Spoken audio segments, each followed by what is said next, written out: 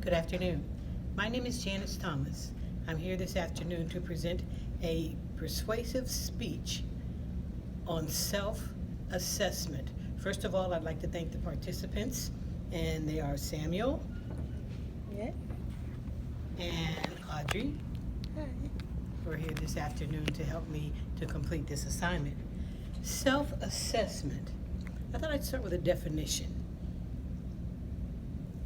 It is a process of looking at oneself in order to assess aspects that are important to one's identity.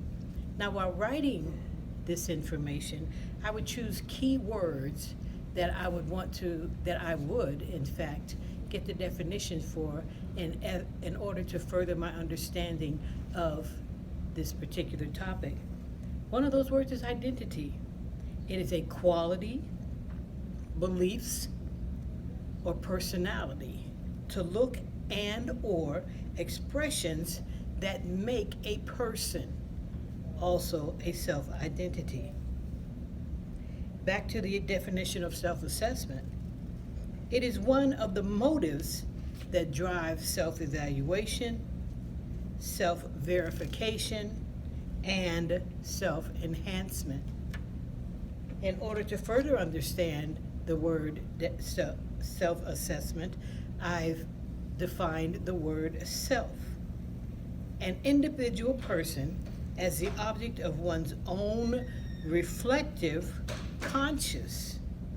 Now, when I saw the word conscious, I thought we've all heard of the word conscious, guilty conscience.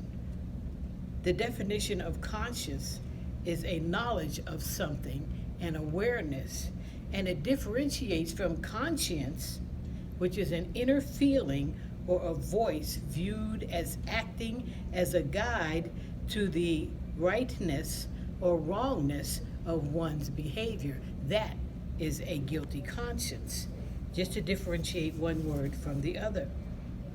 Also, assess, which is a part of the phrase self-assessment, to evaluate, estimate the nature, ability, or quality, to judge something with respect to its worth, importance, or significance.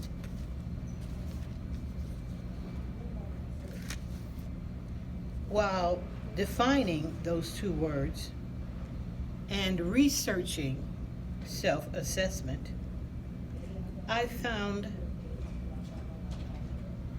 a German philosopher named Immanuel Kant, spelled K-A-N-T, whose teachings are relative to the study of the mind. Now, Immanuel Kant lived from 1724